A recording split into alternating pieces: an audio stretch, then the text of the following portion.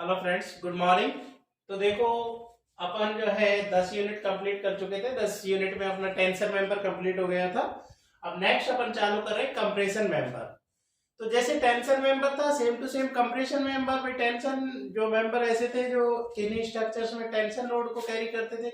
यहाँ compression member क्या आएगी, तो ये कह कि स्ट्रक्चर में ऐसा मेंबर जो कंप्रेसिव लोड कैरी करता है क्या कहलाता है, कंप्रेशन मेंबर कहलाता है। तो कोई क्वेश्चन तो पड़ा नहीं।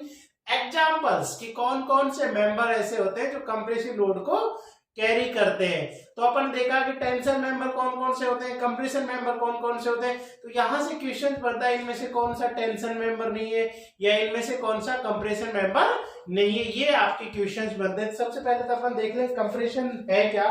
कंप्रेशन मेंबर तो मेरे को पता ही है, वैसे तो कोई क्वेश्चन नहीं बन रहा। कंप्रेशन मेंबर तो सीधे सीधे बात है कि a member which carry compressive load in structure is known as क्या है, कंप्रेशन मेंबर। तो इसने क्या कहा, a member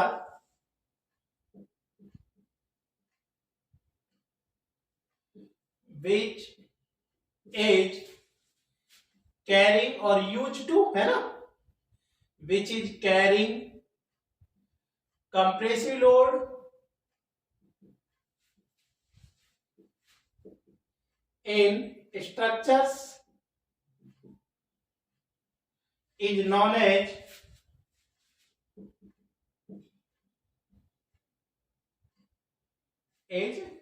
as compression member।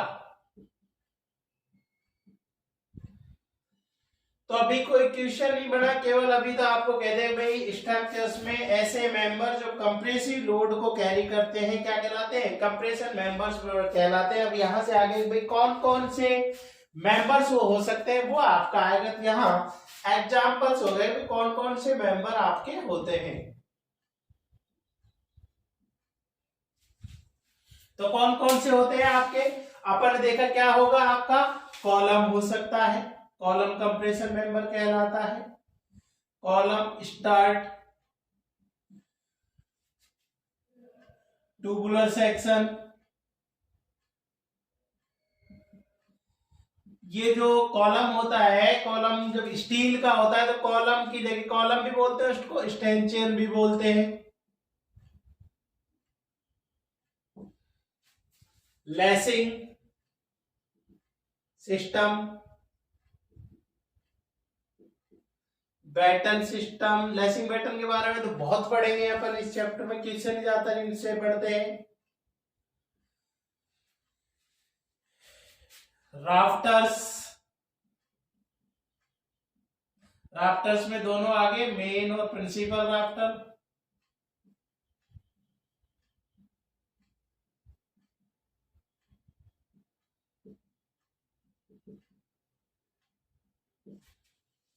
Comma boom in crane.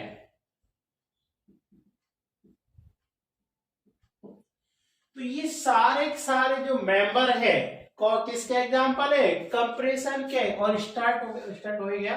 तो आपने देखा ये सारे मेंबर क्या कहलाते हैं, कंप्रेशन मेंबर कहलाते हैं। मतलब कहीं ना कहीं स्ट्रक्चर्स में इनका यूज कंप्रेसिव लोड को लेने के लिए किया जाता है, इसलिए सारे कंप्रेशन मेंबर, जैसे कॉलम बोल सकता है या स्टेंचियन बोल सकता है। स्टील के जो कॉलम होते हैं स्टेंचियंस भी बोलते हैं, कॉलम या स्टेन दोनों में बोल दिया।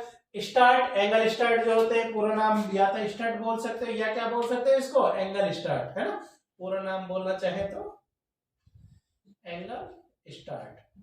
ठीक है भाई। Tubular section, stanchion, lacing system, batten system, rafters, चाहे मेन हो चाहे प्रिंसिपल हो चाहे कॉमन राफ्टर, और बूम इन क्रेन। तो ये सारे के सारे जो मेंबर है कौन से मेंबर कहलाते हैं आपके, कंप्रेशन मेंबर्स आपके कहलाते हैं। अब जैसे कई बार कहते थे इनमें से कौन सा कंप्रेशन मेंबर नहीं, ऑप्शन ए वो कहते बूम, ऑप्शन बी वो कहते ट्यूबुलर सेक्शन, ऑप्शन सी वो बोलते टाई, ऑप्शन डी बोलते वो लेसिंग। तो अब मुझे क्लियर पता लग गया कि यार लेसिंग देख लो, चाहे आपका बूम देख लो, चाहे ट्यूबुलर सेक्शन देख लो, तो सारे कंप्रेशन है। तो कौन सा नहीं होगा, टाई नहीं होगा आपका।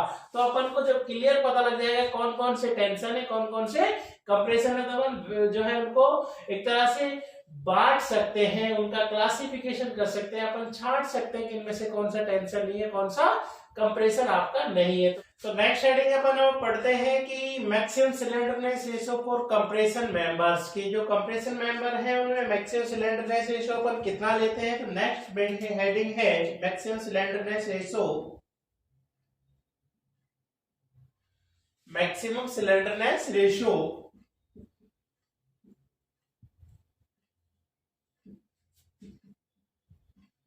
For compression members,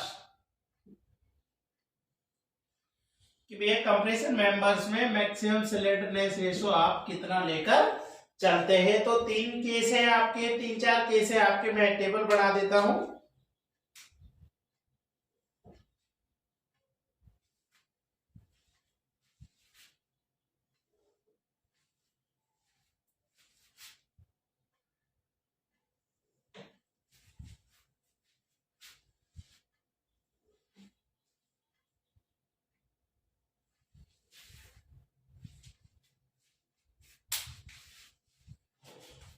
serial number, member, types of member, या एक तरह से कंडीशन क्या है जो भी, और नेक्स्ट जो है maximum slenderness ratio.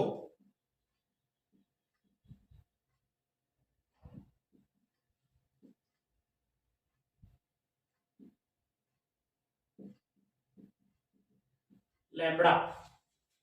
Case first ये कहता है, ये कहता है एक compression member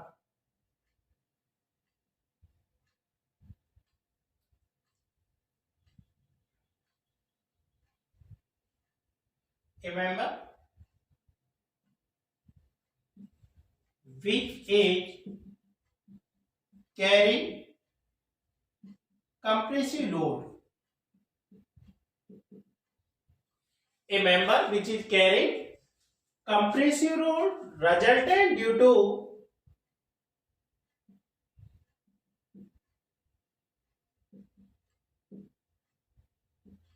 dead and live load, dead and live या डेड एंड इम्पोज लोड बोलो, resultant due to dead and live load. तो ये कह रहा है, या लाइव की जगह क्या बोल सकते हैं, इम्पोज लोड।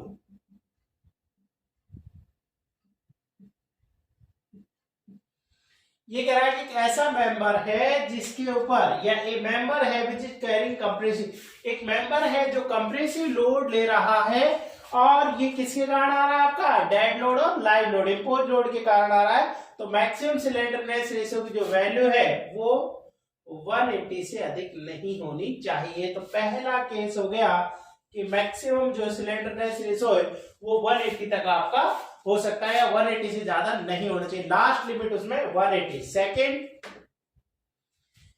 कि member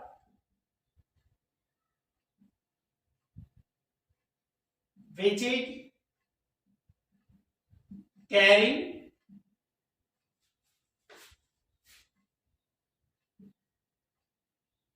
compressive load, a member which is carrying compressive load या compressive force due to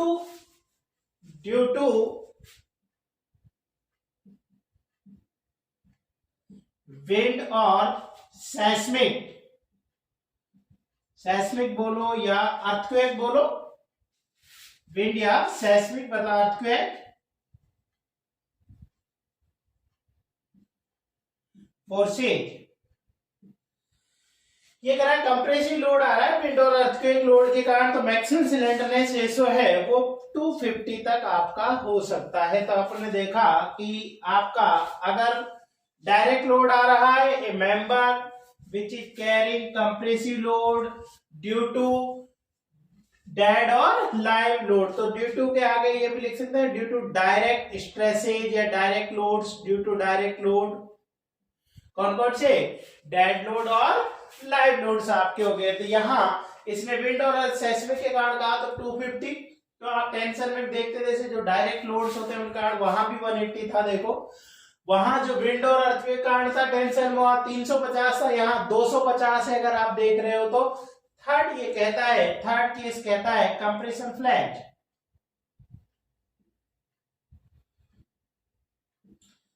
जो बीम की कंप्रेशन फ्लैंज होती है उसके लिए ये कहता है कि मैक्सिमम स्लैंडरनेस रेशो है वो 300 तक आपका हो सकता है।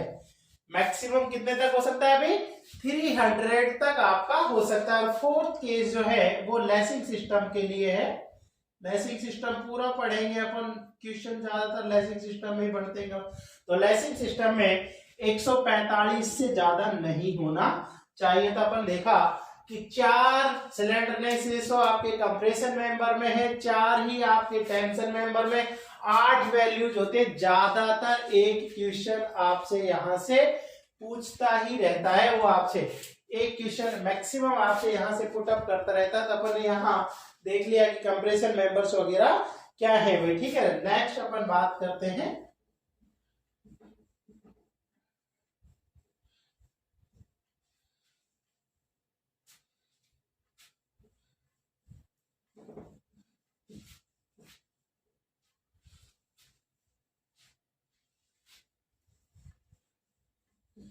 अब ये कहता है कि परमिसिबल स्ट्रेसेज जो है वो आपकी कंप्रेशन मेंबर में आप किस तरह से कैलकुलेट करते हैं। जो परमिशन वैल्यू है आपकी वो कितने से ज्यादा नहीं होनी चाहिए। तो कैलकुलेशन ऑफ परमिसिबल या कंप्रेसिव स्ट्रेसेज।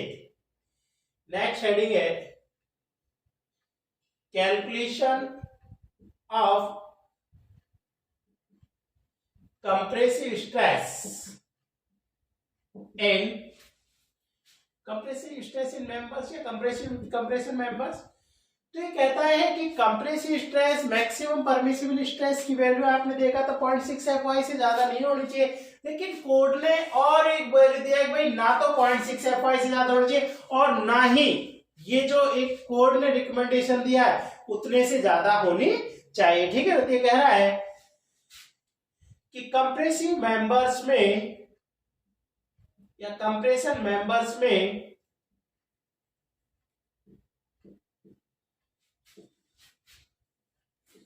कंप्रेसिव स्ट्रेस की परमिसिबल वैल्यू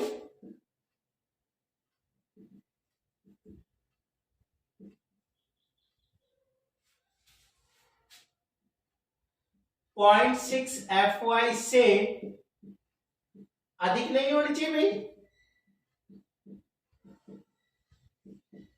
0.6 FY से अधिक नहीं होनी चाहिए तथा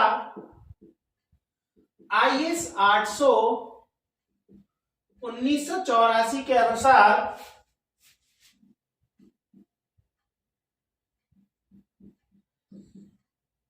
परमिसिबल कंप्रेसिव स्ट्रेस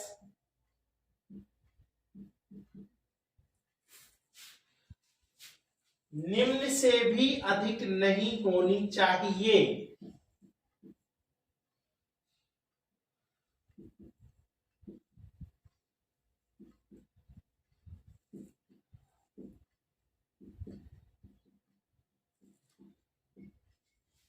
तो इन्होंने कहा कि जो कंप्रेसिव स्ट्रेस है उसकी वैल्यू निम्न से भी अधिक नहीं होनी चाहिए। वो क्या है आपका? तो इन्होंने कहा कि जो सिग्मा एसी है एक्सियल कंप्रेसिव स्ट्रेस है वो भाई, एक तो आपने देखा कि नॉट ग्रेटर देन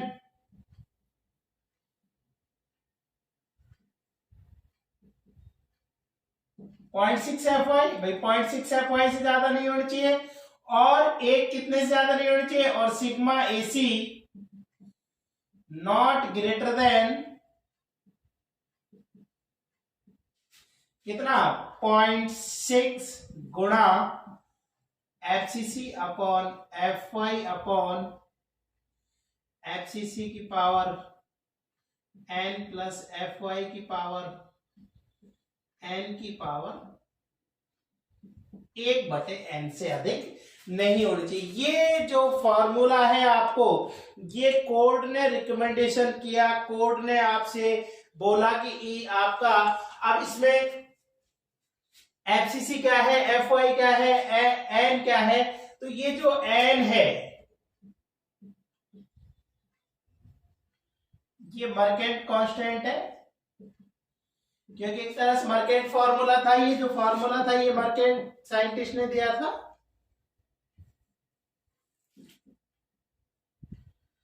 तो ये मर्केंट कांस्टेंट जो है इसकी वैल्यू एन की वैल्यू 1.4 लेते हैं। ये कई बार क्वेश्चन पूछता है बेस में कि जो परमिसिबल कंप्रेसिव स्ट्रेस वो करते हैं मर्केंट जो है कांस्टेंट की वैल्यू कितनी होती है। तो कितनी होती है आपका, आपने देखा कि इसकी जो वैल्यू है वो आप कितनी लेके चलते हैं 1.4 आप यहां पर लेकर चलते हैं। ठीक है भाई। अब एफसीसी क्या है, एफ वाई क्या है, यहां एफ वाई जो है वो यील्ड स्ट्रेस है,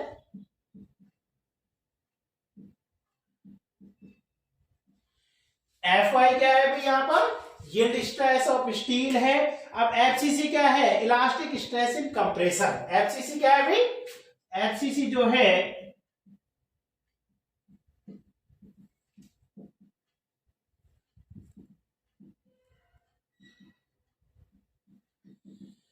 एफसीसी की जो वैल्यू है वो आपका यहाँ पर इलास्टिक स्ट्रेस इन कंप्रेशन, इसको अपन कैलकुलेट कर सकते हैं। इसकी जो वैल्यू है वो आपका एफसीसी बराबर पाई square E upon lambda square होती है। अगर मान लो एफसीसी कैसे कैलकुलेट करेंगे वो अपन यहाँ पर देख सकते हैं।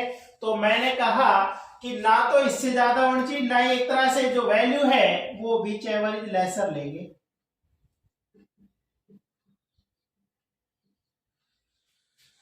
मतलब जो एक्सियल कंप्रेसर है सिग्मा एसी तो आपको समझ आया होगा। सिग्मा एसी क्या है यहाँ पर, एक तरह से सिग्मा एसी क्या है, सिग्मा एसी क्या है axial compressive stress. Sigma AC क्या है एक्सियल कंप्रेसिव स्ट्रेस। तो इसकी जो वैल्यू है वो ना तो 0.6 FY से ज्यादा होनी चाहिए और ना ही इसे 0.60 into FCC upon FY upon FCC power n plus FY power n और बड़ा जो कोष्टक लगा के 1/n, जिसमें n में देखा मर्केंट कांस्टेंट है जिसकी वैल्यू 1.4 लेते हैं। इंपॉर्टेंट है भाई FY yield stress of steel है, FCC elastic stress in compression है जिसकी value pi square E upon lambda square से अपन कैलकुलेट कर लेते हैं। तो मैंने यहाँ इनके बारे में पढ़ लिया। अब नीचे नोट डाल के एक लाइन और लिख सकते हैं।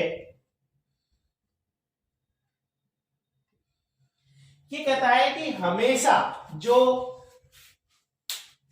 एक्सियल टेंसाइल स्ट्रेस और एक्सियल कंप्रेसिव स्ट्रेस है, एक्सियल टेंसाइल स्ट्रेस तो हमेशा नेट एरिया पर कैलकुलेट होते हैं और एक्सियल कंप्रेसिव स्ट्रेस हमेशा क्रॉस एरिया पर कैलकुलेट होते हैं। जो क्वेश्चन आपसे पूछता रहता है ये कहता है कि axial tensile stress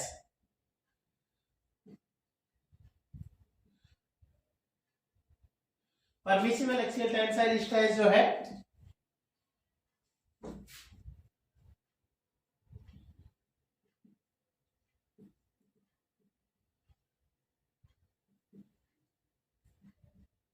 permissible axial tensile stress always calculate on net area of member and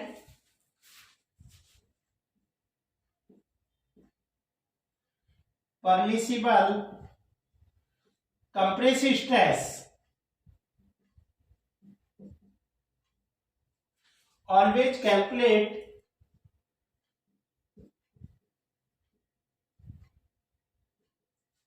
gross area of the member।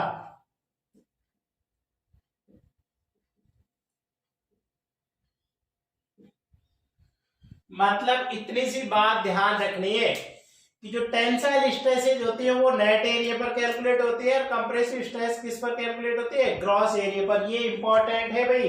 Axial tensile stress किस पर कैलकुलेट होती है नेट एरिया पर और जो परमिसिबल कंप्रेसिव स्ट्रेस किस पर कैलकुलेट होती है ग्रॉस एरिया पर आपकी कैलकुलेट की जाती है। तो ये मेरी कैलकुलेशन ऑफ कंप्रेसिव स्ट्रेस हो गया था।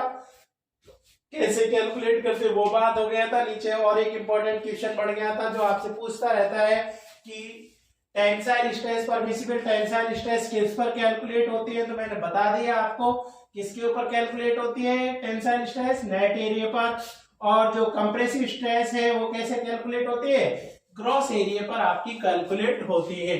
अब नेक्स्ट हेडिंग ये आपसे कहता है कि load carrying capacity of compressor members, कि भाई कंप्रेसर मेंबर्स की लोड कैरिंग कैपेसिटी कैसे आप निकालते हैं। तो कोई ज्यादा इंपॉर्टेंट क्वेश्चन नहीं पड़ेगा, एक छोटी सी हेडिंग अपन लिखेंगे बस आपका।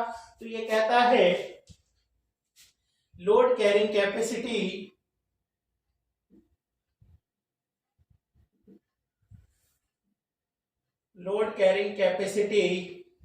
Of compressor member.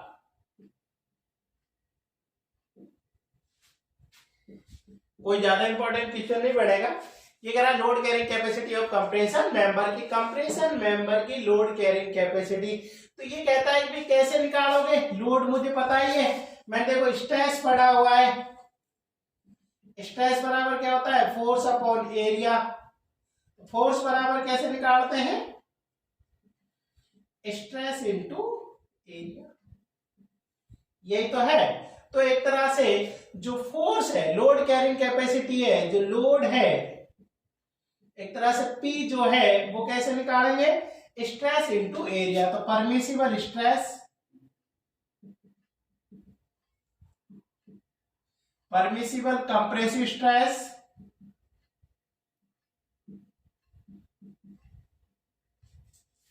स्ट्रेस है ना, तो फोर्स निकाल रहा हूं, लोड या फोर्स बोलो, तो परमिसिबल कंप्रेसिव इनटू एरिया। अब एरिया कौन सा है, ग्रॉस एरिया, कौन सा आपका ग्रॉस एरिया। तो अपन यहां देखा, अब लास्ट लिमिट तक निकालना तो परमिसिबल स्ट्रेस ही बोल लेते, नहीं तो केवल इसको लोड कैरिंग कैपेसिटी जो है वो क्या बोलते थे, केवल आपका स्ट्रेस इनटू ग्रॉस एरिया, कितनी स्ट्रेस डेवलप हो रही है इनटू ग्रॉस एरिया। तो आप ये ले लेंगे। अब ये आपसे कहता है कि जैसे ये जो स्ट्रेस आप कैलकुलेट करते हैं, ये जो सिग्मा एसी है, जो सिग्मा एसी लेते हैं, ये डिपेंड करती है, जब आप देखोगे टेबल्स में, यहां तो बढ़ाएंगे क्योंकि लैम्बडा की वैल्यू पर डिपेंड करती है, सिलेंडरनेस रेशियो पर डिपेंड करती है। तो जैसे जैसे लैम्बडा, लैम्बडा मुझे पता है सिलेंडरनेस रेशियो क्या होता है, effective length upon minimum radius of gyration, यही तो होता है L effective upon R minimum, ये तो आपको पता ही है। थोड़ा सा लिख देता हूं भाई, थोड़ा सा इधर की तरफ जो है, जो सिलेंडरनेस रेशियो होता है, ऐसे में पढ़ा होगा आपने, लैम्बडा बराबर होता है effective length upon minimum radius of जाइरेशन।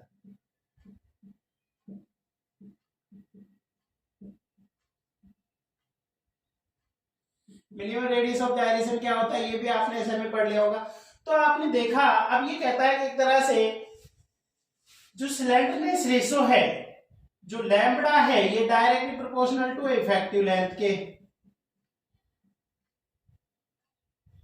तो जैसे इस कॉलम की लंबाई बढ़ती है, इफेक्टिव लेंथ बढ़ेगी, वैसे वैसे आप देखेंगे बकलिंग बढ़ेगी, मतलब आपका लैम्बडा की वैल्यू आपका ज्यादा होती चली जाएगी। तो आपने देखा, ये कहता है कि लैम्बडा जितना ज्यादा होगा, सिग्मा एसी उतनी ही क्या होती चली जाती है, कम होती चली जाती है। जो स्ट्रेस है उसकी वैल्यू क्या हो चली जाती है, रिड्यूस होती चली जाती है। तो लोड कैरिंग कैपेसिटी जो है वो आपका क्या होने लग जाता है, कम होने लग जाता है। तो एक तरह से ये आपसे कई बार पूछता है कि किसी कॉलम का जैसे जैसे सिलेंडरनेस रेशियो बढ़ता है, जैसे जैसे सिलेंडरनेस रेशियो क्या होता है, बढ़ता है, सिलेंडरनेस रेशियो बढ़ रहा है, इसका मतलब एल बढ़ रहा है, इफेक्टिव लेंथ बढ़ रही है, उसकी लंबाई बढ़ रही है, तो उसकी लोड कैरिंग कैपेसिटी क्या होने लग जाती है, कम होने लग जाती है। वैसे भी आप लॉजिक से देखना चाहेंगे कि कोई एक कॉलम तो ये है, मान लो ये दो कॉलम है, एक कॉलम की हाइट ये, तो अब इसके ऊपर लगा होगा ना लोड, इसकी लेंथ ज्यादा है, तो इसलिए बकलिंग करने लग जाता है कम लोड पर। जो लोड ये ले सकता था वो ये नहीं लेगा आपका, क्योंकि इसके ऊपर लोड लगाए तो एक लिमिट के बाद ये क्या होने लग जाता है, बकल होने लग जाता है, घूमने लग जाता है, तो लोड कैरिंग कैपेसिटी रिड्यूस हो जाती है। ठीक है, तो आपसे क्या कहता है, नॉट डाल के, मतलब कई बार क्वेश्चन बनता है इसमें कि किसी कॉलम का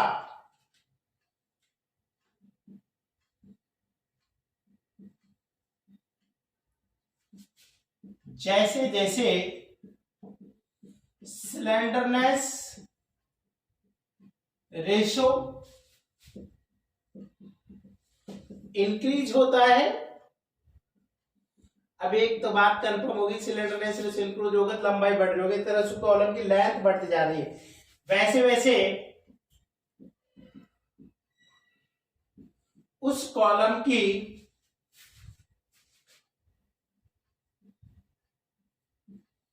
लोड कैरिंग कैपेसिटी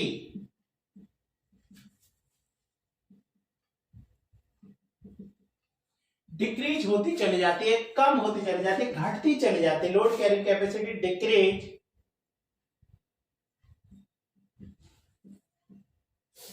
होती चली जाती है। तो ये आपसे कह रहा है जैसे जैसे लोड कैरिंग कैपेसिटी आपका जो है, एक तरह से ये तो कंफर्म हो गया कि जो आपका कॉलम की जो लोड कैरिंग कैपेसिटी है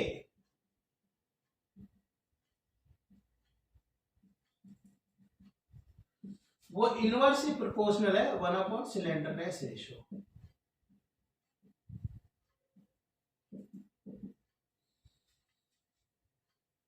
क्योंकि आपको ये पता होना चाहिए कि जैसे जैसे स्लेंडरनेस रेशो बढ़ेगा, या आपसे कहो कि जैसे जैसे जो स्ट्रेस है वो भी इनवर्सली प्रोपोर्शनल है 1/, स्लेंडरनेस रेशो।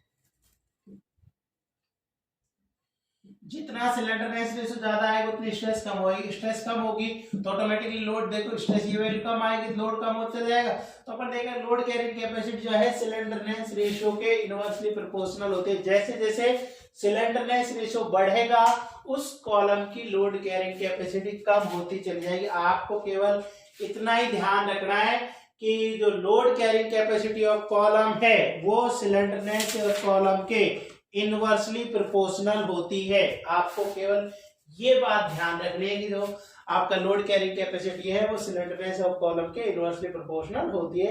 आपसे क्वेश्चन पूछ लेता है। अब नेक्स्ट हेडिंग अपन पढ़ते हैं कि effective length, maximum slenderness ratio आपकी कितनी कितनी होती है कि एंगल स्टार्ट के लिए क्वेश्चन पूछता रहता है। यहां पर भी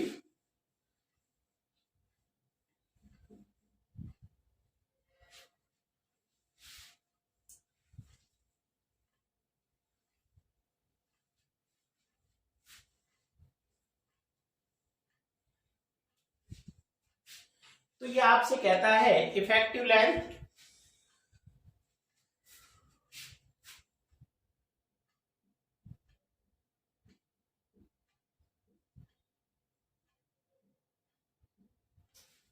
length comma maximum slenderness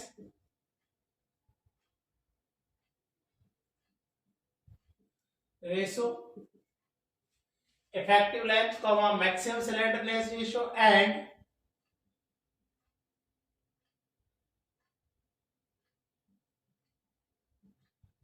permissible stresses for angle start।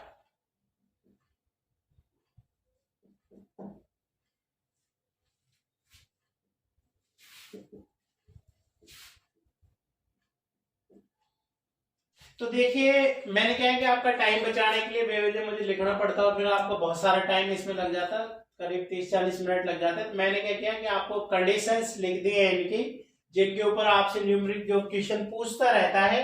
अब क्वेश्चन मैंने 1-2 फिगर भी बना दिए कि क्या कहना चाह रहा है। देखो 6 कंडीशन है। सबसे पहले कहता है सिंगल एंगल डिसकंटिन्यूअस।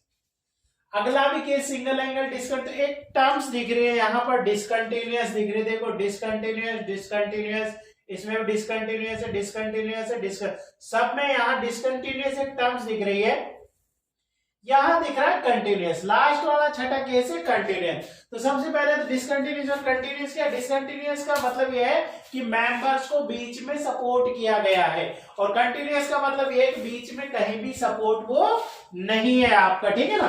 तो डिसकंटिन्यूअस बीच में सपोर्टेड है, कंटिन्यूअस कोई सपोर्ट नहीं लगा हुआ है। अब आपसे कह रहा है कि सिंगल एंगल डिसकंटिन्यूअस, वो कह रहा है कि एक एंगल है स्टड के रूप में, मैंने ये बोल ही दिया है कि स्टड के लिए अपन बात कर रहे हैं फॉर एंगल स्टड, तो सिंगल एंगल है और डिसकंटिन्यूअस है, मतलब बीच में सपोर्ट किया गया है, सिंगल एंगल है, वन रिविट और बोल्ट ऑन ईच साइड, मतलब जहां वो किसी गसट प्लेट वगैरह के साथ जॉइंट पर जुड़ा हुआ है वहां पर एक रिविट का यूज किया गया है या एक बोल्ट, या तो वन रिविट या बोल्ट, मतलब एक रिविट या बोल्ट लगाई गई। जैसे मैंने एक फिगर बता दिया, एक रिविट लग रही है इस साइड, इधर भी एक रिविट लग रही है, इधर भी एक रिविट लग रही है।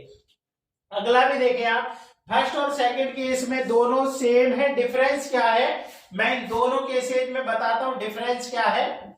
यहां अगर देखोगे इन दोनों केसों में डिफरेंस देख लो, केवल वही सिंगल एंगल डिसकंटिन्यूअस है, यहां वन रिविट और बोल्ट था, यहां दो है ना, टू और मोर रिविट्स और बोल्ट आर यूज और वेल्डिंग आर यूज। तो क्या कहना चाह रहा, देखो केवल एक रिविट लग रही हो तो ये वाला केस है, अब ये कहता है दो या दो से ज्यादा रिविट लग रही हो या बेल्डिंग वाला लग रहा हो तो ये केस, वही देखो सिंगल एंगल था, यहां वन रिविट दिखाई थी, या टू रिविट्स या टू बोल्ट्स दिखा दिए, या बेल्डिंग हो सकता है इसी केस में मतलब अगर बेल्डिंग है तो एक तरह से टू और मोर देन टू रिविट्स वाले केस में वो कंडीशन आएगी आपका। तो यहां मैं देख रहा हूं कि आप बोल रहा था टू और मोर देन टू रिविट है ना, मोर देन टू रिविट्स और बोल्ट आर यूज और वेल्डिंग आर यूज, मतलब दो रिविट या दो से ज्यादा रिविट या वेल्डिंग की गई है तो सेकंड केस हो जाएगा। तो पहला और दूसरा वही देखो, सिंगल एंगल है डिसकंटिन्यूअस है, फर्स्ट भी सिंगल एंगल डिसकंटिन्यूअस है, सेकंड भी सिंगल एंगल डिसकंटिन्यूअस है। डिफरेंस क्या है, वन रिविट लगी हुई है तो ये कंडीशन हो जाएगी, दो या दो से ज्यादा रिविट या वेल्डिंग लगा हुआ है तो ये हो जाए। तो क्या है, इफेक्टिव लेंथ एल लेंगे, सेकंड केस में इफेक्टिव लेंथ 0.85 एल लेंगे, सिग्मा एसी इस केस में 0.80 सिग्मा एसी, मतलब जो सिग्मा एसी की वैल्यू है 0.8 सिग्मा एसी के बराबर आएगी, एक तरह से जो कांस्टेंट है वो 0.8 लग जाएगी, यहां सिग्मा एसी लेना। स्लेंडरनेस रेशो की मैक्सिमम लिमिट 180 से ज्यादा नहीं होनी चाहिए, यहां डैश लगे हुए जहां उसका मतलब यह है कि कोई क्राइटेरिया नहीं है, कोई बाउंडेशन नहीं है, जो सिलेंडरनेस रेशो है उसके लिए आपको बिल्कुल भी बाउंड नहीं किया गया है।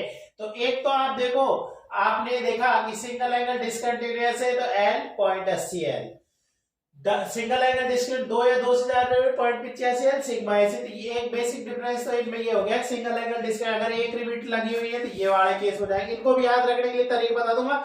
सिंगल एंगल दो रिविट लगी हुई है तो ये वाले केस हो जाएंगे। अब आगे आ जाइए, आगे जो तीन केस है देखो 3 4 5, अब इसमें 3 और 4 सेम है, 3 और 4 सेम है, इनमें क्या डिफरेंस है, आप डिफरेंस देखो इनमें क्या डिफरेंस है भाई,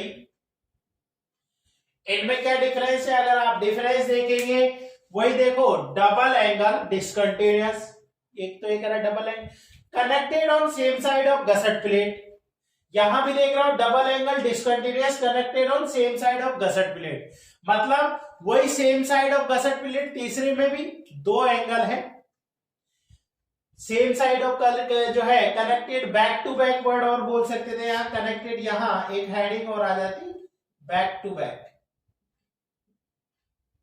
ऐसे यहां double angle connected back to back, यहां लिख देते आप मेरे पास जाके,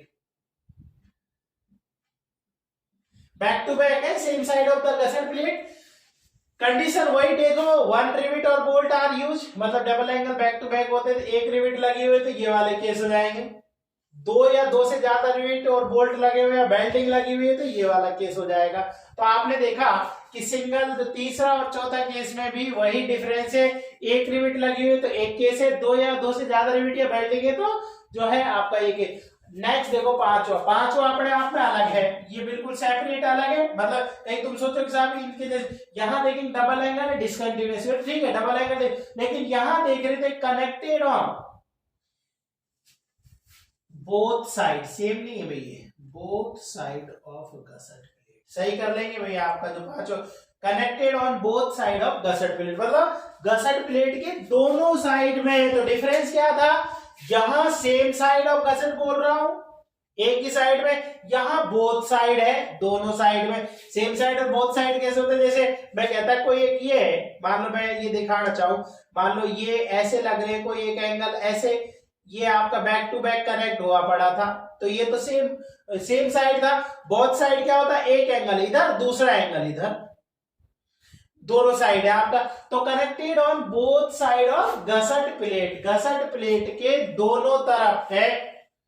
अब इसमें क्या करा है, one more than one rivets और बोल्ट। अब चाहे एक रिविट लग रही हो, चाहे एक से ज्यादा रिविट लग रही हो, चाहे बेल्डिंग हो, कुछ भी हो, एक हो एक से ज्यादा हो, बेल्डिंग हो, अगर बोथ साइड ऑफ गसट प्लेट है तो ये केस आपके हो जाएंगे। एल की वैल्यू क्या होगी, सिग्मा एसी की वैल्यू क्या होगी, ये आपके आगे। छठा केस देखिए, छठे केस में वो क्या कहता है, सिंगल और डबल एंगल कंटिन्यूअस। वो कह रहा है सिंगल हो या डबल एंगल हो, मतलब वो कंटिन्यूअस है। तो अब वन और मोर देन वन रिविट और बोल्ट आर यूज और वेल्डिंग आर यूज। अब अगर कंटिन्यूअस है, चाहे एक एंगल लग रहा हो, चाहे दो लग रहे हो, चाहे एक रिविट, चाहे कितनी लग रही हो, एक रिविट लग रही हो, एक से ज्यादा रिविट लग रही हो, बेल्डिंग हो, एक में आ जाएगा। कंटिन्यूअस है तो एक में ही आ जाएंगे, ये केस है।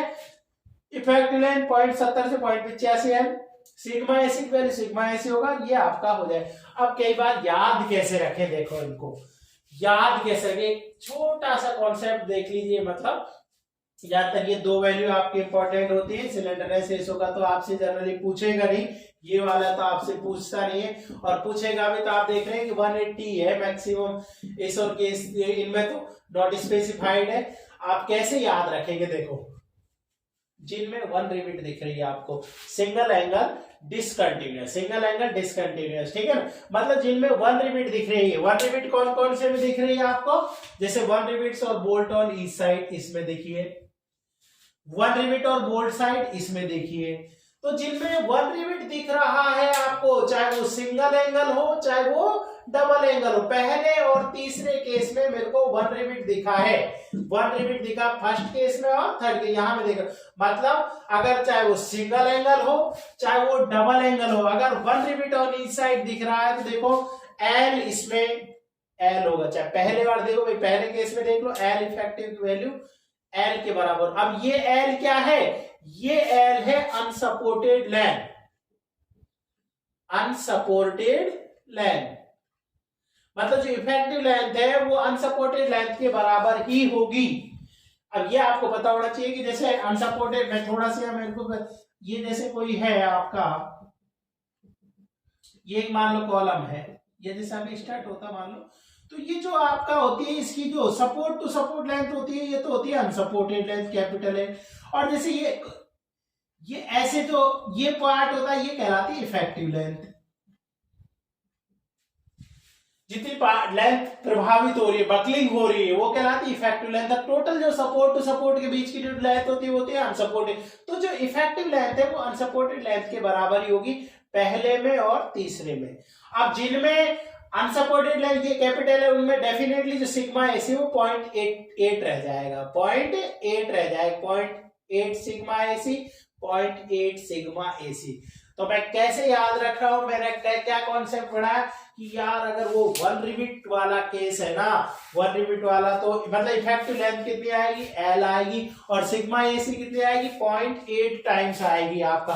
अब क्वेश्चन आपका आता जैसे वो कहता है in case of double angle connected on same side of the gusset plate and one rivets are used, तो वो कह रहा देखो ये वाला केस बन गया ना, डबल एंगल है, सेम साइड है और वन रिविट्स यूज कर रहा है, तो ये वाला केस बन गया ना भाई। आपने देखा ये आ जाएगा, मैं क्वेश्चन बना के बता दूंगा आपको, मिटा के कैसे आपको बढ़ेगा। तो अपन देखा कि ये sigma L effective value L, sigma AC 0.88, इनमें देख लो पहला और तीसरे में जो वन रिविट वाले हैं उनमें आप देखिए इफेक्टिव लेंथ एल है ये।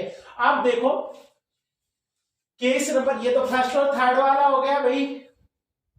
अब सेकंड फोर्थ और ये देख लो, सेकंड फोर्थ वाला देख लो भाई। Single angle discontinuous, double angle discontinuous connected on same side of the, जिनमें टू और मोर देन टू, टू और मोर देन टू, तो मतलब दो या दो से ज्यादा वाली लिमिट है ना, तो इफेक्टिव लेंथ की जो वैल्यू है वो 0.85 एल हो रही है। देखो 0.85 एल हो रही है, 0.85 एल हो रही है आपका। अब जब एक तरह से जिनमें एल पूरा था उनमें तो सिग्मा एसी 0.8 टाइम्स रह गया था, इनमें अब एल की जो वैल्यू है 0.85 है तो इनमें सिग्मा एसी की वैल्यू सिग्मा एसी ली जाएगी, कोई कांस्टेंट, मतलब एक में एक चीज अधूरी है दूसरी पूरी है। जैसे आपने देखा था उसमें से इसमें एल आ गया था यहाँ 0.80 जो है सिग्मा एसी, इनमें 0.85 एल आ गया तो सिग्मा एसी फिर कांस्टेंट है, एक ही आगे मतलब सिग्मा एसी होगा, ये फैक्टर 1 ही लगेगा आपका। तो मैंने देखा 4 केस मेरे कंप्लीट हो गए। 1 रिबिट्स लग रही है मेरी, अगर 1 रिबिट्स लग रही है तो मैं देखूंगा कि सिग्मा एसी मेरी जो है वो तो आपका 0.8 टाइम्स होगा, एल मेरी एल के बराबर ही हो जाएगी। और अगर मेरा 2 से ज्यादा रिबिट है तो एल में देख रहा हूं 0.85 एल, सिग्मा एसी की वैल्यू सिग्मा एसी हो जाएगी। पांचवा केस देखो, डबल एंगल, 4 तो हो गए, डबल एंगल डिसकंटिन्यूअस, अभी पांचवा छठा सेम है, double angle discontinuous connected on both side, both side लग रही है, अच्छा एक रिविट लग रही हो, एक से ज्यादा लग रही हो, बेल्डिंग हो रही हो, या सिंगल और डबल एंगल कंटिन्यूअस है। अब एक हो या एक से ज्यादा हो तो एल इफेक्टिव 0.70 से 0.85 एल है, 0.70 से 0.85 एल है, सिग्मा एसी की वैल्यू सिग्मा एसी है। तो इस तरह से आपने देखा इनके क्वेश्चंस बन सकते हैं जिनके डाटा मैं किस तरह से याद रख सकता हूं। अब मैं फिर बोल रहा हूं, जैसे मैं कहता कि what is the permissible stress for angle start if double angle are connected by 2 rivets on back to back of same side of gusset plate, same side लगे हैं और दो या दो से दो रिविट लग रही है। तो आपने देखो 2 रिविट वाला केस देख लीजिए, 2 रिविट में आप देखोगे ये हो गया आपका जो इफेक्टिव लेंथ ये है और सिग्मा एसी की वैल्यू ये है। तो मैं शॉर्ट में अगर आपको बोलना चाहूं, याद रखने का कॉन्सेप्ट अगर मैं आपको शॉर्ट में बताना चाहूं तो केवल आप जो है इतनी सी बात ध्यान रख लीजिए। मैं शॉर्ट ट्रिक्स अगर आपको कराता हूं, एक बात मेरा जो है आप ध्यान रख लो, इतना आपको पूरी टेबल ज्यादा याद रखनी, वैसे तो आप देख रहे हो कि पूरी टेबल आपको कॉन्सेप्ट से याद हो जाएगी, लेकिन आप शॉर्ट में कैसे ध्यान रखते, सिंपल। अगर मैं कहूं 1 रिविट है, पहले 4 केसों में 1 रिविट है तो आपने देखा था जो लेंथ है एल ई है, एल इफेक्टिव एल के बराबर सिग्मा एसी 0.8 सिग्मा एसी। अब 1 रिविट में चाहे वो सिंगल एंगल रहा हो या डबल एंगल रहा हो, बस आपको ये देखना रिविट कितनी है, 1 है। अब आगे कहूं 2 और मोर देन 2, 2 और मोर देन 2 और बेल्ट, मतलब 2 या 2 से ज्यादा बेल्डिंग है तो एल इफेक्टिव 0.85 एल है और सिग्मा एसी सिग्मा एसी। बस आपको ये देखना रिविट कितनी है, 1 रिविट है तो ये हो जाएगा एल इफेक्टिव, ये एल इफेक्टिव एल के बराबर सिग्मा एसी वैल्यू पॉइंट, और 2 या 2 से ज्यादा रिविट या बेल्डिंग है तो एल इफेक्टिव 0.85 एल और sigma AC value sigma AC. आगे both side of gusset plate था डिसकंटिन्यूअस, अब उसमें चाहे रिविट कुछ भी हो या कंटिन्यूअस था, उसमें लेंथ 0.70 से 0.85 और ये सिग्मा एसी की वैल्यू सिग्मा। तो इस तरह से आप इनके एंड कंडीशंस को ध्यान रख सकते हैं। वो कहता है what is the value of permissible stress if single angle are connected by 1 rivet on each side. तो मैं देखूंगा 1 रिविट बोल रहा है तो एल की वैल्यू मेरी कितनी होगी, आपका एल इफेक्टिव की वैल्यू एल ही होगी और सिग्मा एसी वो 0.8 टाइम्स हो जाएगा। वो कहता इन केस ऑफ जो है single angle are connected by 2 rivets, तो जैसे 2 रिविट्स आ गया तो इफेक्टिव लेंथ जो है वो 0.85 एल हो जाएगा और परमिसिबल स्ट्रेस जो है वो सिग्मा एसी के बराबर आपकी हो जाएगी। अब लास्ट नेक्स्ट में अपन करते हैं, नेक्स्ट हेडिंग अपन कहते हैं, ये कहता है कि effective length for column. Next ये क्या कहता है, इफेक्टिव लेंथ फॉर कॉलम।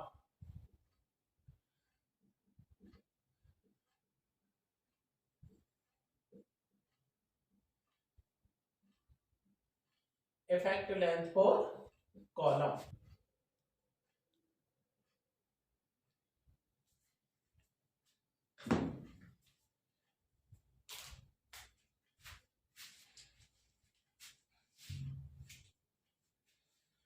तो देखो कॉलम की इफेक्टिव लेंथ भी मैंने आपको यहाँ लिख दिया ताकि आपका टाइम जो है लिखने में, मेरे लिखने में बर्बाद ना हो। तो क्या कह रहा है, and conditions of column, 7 and conditions आपको आईएएस कोड में दे रखी है। कंडीशंस ये सेम है, चाहे आरसीसी के लिए देख लो उसमें भी यही है, आपका स्टील में भी यही कंडीशंस है। तो पहली कंडीशन क्या है, देखो ये कह रहा if a column effectively held in position, held मतलब पकड़ना, इन पोजीशन अपनी पोजीशन पकड़े हो and restrained against rotation at both and, मतलब बात को समझेंगे तो क्या कह रहा है, if a column effectively held in position, held in position पकड़े हुए and restrained against rotation at both and, restrained against rotation at both and, और रोटेशन को भी रोकता है दोनों एंड्स पर। अगर दोनों एंड पर पकड़े हुए हैं और दोनों एंड पर रोटेशन रुकती है तो हर हाल में ये जो कंडीशन है ये बोथ एंड फिक्स की कंडीशन आपकी कहलाती है। बोथ एंड फिक्स इसमें आपका होगा, तो एक तरह से मैं छोटा सा डायग्राम बना दिया, जैसे दोनों एंड पर फिक्स होगा वो आपका कॉलम, तो इसमें जो एल इफेक्टिव होगी वो 0.65 एल होगी। मतलब अगर आप देखें तो ये तो जैसे टोटल एल तो ये है ही भाई, सपोर्ट टू सपोर्ट, और इसमें जो ये 0.65 एल होगी, ये कुछ जब ये आपका हुआ होगा तो इस तरह से ये डिफॉर्म हुआ होगा, तो ये जो लेंथ है, जो इफेक्ट हुई है लेंथ, वो 0.65 एल है आपका। तो अपन ये देखा कि if a column effectively held in position and restrained against rotation, मतलब रोटेशन कितने एंड पर रोक रहा है वो देखने वाली बात है। तो रोटेशन कितने एंड पर रोक रहा है भाई, दोनों एंडों पर रुक रहा है, तो इफेक्टिव लेंथ जो है वो मेरी 0.65 एल आपकी होगी। तो पहला केस मेरे को समझ आ जाना चाहिए, फर्स्ट केस मेरे को यहां समझ आ जाना चाहिए। सेकंड केस देखो क्या कहता है वो, if a column effectively held in position at both ends, वो कह रहा है दोनों एंड पे पकड़े but restrained against rotation at one and. आप रोटेशन दोनों एंड पर पकड़े हुए तो है लेकिन रोटेशन एक ही एंड पे रुक रहा है। तो यहां अगर मैं देख रहा हूं if a column effectively held in position at both ends, दोनों एंड पे पकड़ा, लेकिन रोटेशन कितने एंड पर रुक रहा है, and restrained against rotation at one and, एक ही एंड पर रुक रहा है। तो ये कंफर्म हो गया दोनों एंड पर पकड़े हुए लेकिन रोटेशन एक ही एंड पर रुक रहा है। तो एक एंड फिक्स है, दूसरा एंड हिंज है, मतलब जो हिंज होता है, पिन एंड होता है, वो रोटेशन नहीं रोकता है। तो अपन देखा इस तरह का डायग्राम बना है, एक एंड तो फिक्स है, ये वाला तो फिक्स एंड है और ये वाला पिन है, यहाँ दोनों फिक्स था, ये भी फिक्स एंड था और ये भी फिक्स था, दोनों पे। यहाँ वन फिक्स है, वन पिन है, तो यहाँ जो इफेक्टिव लेंथ होगी वो 0.80 एल होगी। कितनी एल होगी आपकी, 0.80 एल होगी। एक तरह से ये कैसे आई होगी, ये बिल्कुल जो इफेक्टिव लेंथ इसकी जो बड़ी होगी, ये यहाँ से फिक्स पर से तो आपको जाकर ये आपका बढ़ गई होगी, तो ये जो है ये वैल्यू 0.80 एल आई होगी, जो मैंने यहाँ लिख रखा है आपको। तो ये सेकंड केस आपको समझ आ जाना चाहिए। सेकंड केस में आप क्या समझ रहे हैं कि भैया एक एंड पे पकड़ा हुआ है, एक एंड पर रोटेशन है, तो वन एंड फिक्स है, वन एंड क्या है, हिंज है, तो आपका सेकंड कंडीशन हो जाती है। थर्ड कंडीशन देखें, if a column effectively held in position at both ends, उसने कहा if a column effectively held in position at both ends, दोनों एंड पर पकड़े हुए, but restrained against rotation, but not restrained against rotation at any and, लेकिन किसी भी and पर रोटेशन को नहीं रोकता है, मूवमेंट को नहीं रोक पाता है, घुमाव को नहीं रोक पाता है। तो क्लियर हो गया कि दोनों एंड पिन है, ये वाला भी पिन है और ये वाला पिन या हिंज बोलो, तो इफेक्टिव लेंथ पूरा ये इफेक्टिव लेंथ हो जाएगी, ऐसे घूमेगा कॉल। तो इफेक्टिव जितना अनसपोर्टेड थी वही, जितना कैपिटल एल थी वही एल ही हो जाएगा, तो एल ही बराबर 1 एल, मतलब अगर वो 5 मीटर है तो 5 की 5 मीटर ही इफेक्टिव लेंथ रहेगी। तो तीनों केसेज में मैं देखो क्या समझा, मेरे को ये देखना रोटेशन क्या है, कितने एंड पर रुक रहा है, दोनों एंड पर रुक रहा है, बोथ एंड फिक्स वाला है, एक एंड पर रुक रहा है, एक पर नहीं रुक रहा है, तो वन फिक्स वन हिंज है, और दोनों पे नहीं रुक रहा है, दोनों एंड हिंज है। तो आपने देखा कि जिसमें फिक्स होगा, जैसे एंड पर अच्छे से पकड़ रखा, फिक्स कर रखा है, तो इफेक्टिव लेंथ कम आएगी, क्योंकि एंड पर तो छूट ही नहीं रहा ना, एंड पर तो उसको घूमने का मौका ही नहीं दे रहा। तो आपने देखा कि इफेक्टिव लेंथ सबसे कम हुई। फिर एक एंड पर एक तरह से घूमने का मौका दे दिया तो और बढ़ी पॉइंट। अब दोनों ही एंड पर रोटेशन नहीं रुक रहा तो और आपकी बढ़ गई। तो तीन केस तो मेरे को क्लियर समझ आ जाना चाहिए। बोथ एंड फिक्स सबसे ज्यादा टाइट कंडीशन होगी, इफेक्टिव लेंथ सबसे कम होगी 0.65।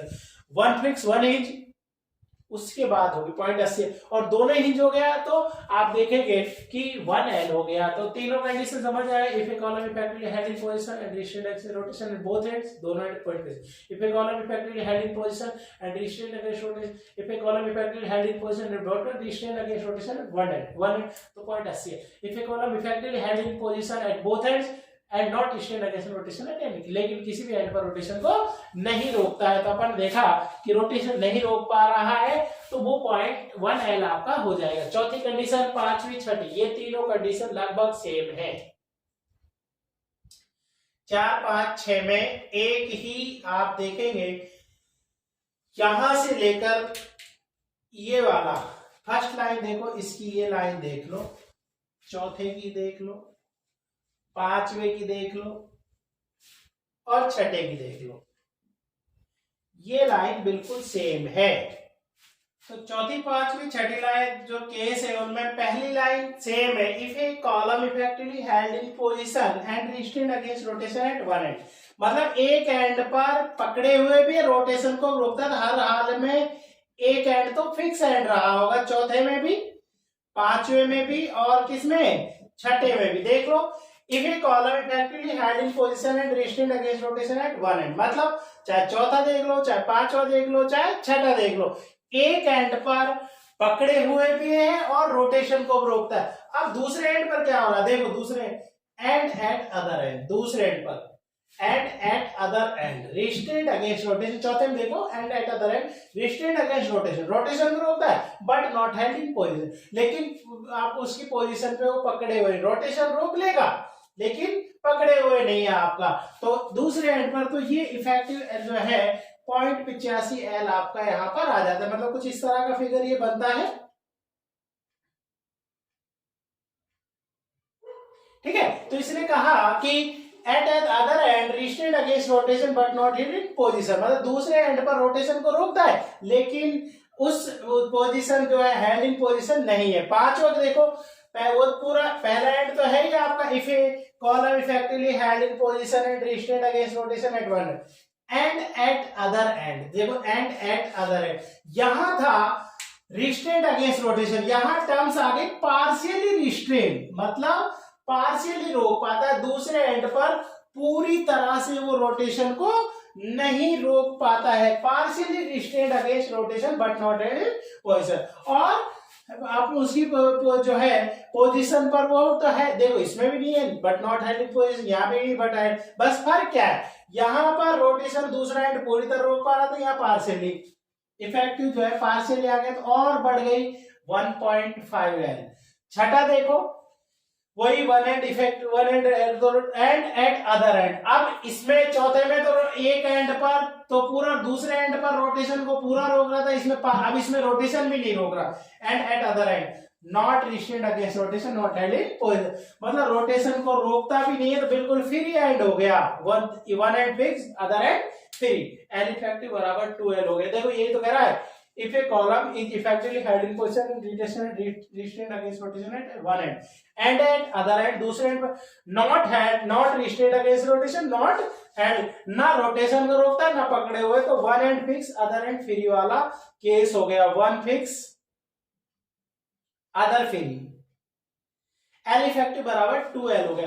तो चौथे, पांचवे, छठे में क्या था, दूसरे एंड पर रोटेशन पूरा रोक रहा है, मतलब पकड़े हुए तो है ही नहीं, मतलब हेल्ड इन पोजीशन, रोटेशन पूरा रोक रहा है 1.2L, पार्शियली रोक रहा है 1.5, बिल्कुल नहीं रोक रहा दूसरे एंड पर, बिल्कुल फ्री है तो 2L आपका हो गया। सातवां केस देखिए, if a column is effectively held in position at one end but not restrained against rotation, एक एंड पर अगर इफेक्टिव है पकड़े हुए तो रोटेशन को नहीं रोकता, दूसरे एंड पर रोटेशन को रोकता है तो पकड़े हुए नहीं है आपका, मतलब कोई ना कोई कमी है। वो कह रहा है if a column effectively held in position at one end पकड़े हुए तो है but not restrain against rotation, लेकिन रोटेशन को नहीं रोकता है, पकड़े हुए रोटेशन को नहीं। एंड एट अदर एंड, दूसरे एंड पर रिस्ट्रेन अगेंस्ट रोटेशन, रोटेशन रोकता है बट नॉट हैंडलिंग, रोटेशन रोकता है तो नॉट हैंडलिंग। इसमें भी एल इफेक्टिव की वैल्यू जो है वो 2L आपका यहाँ पर है।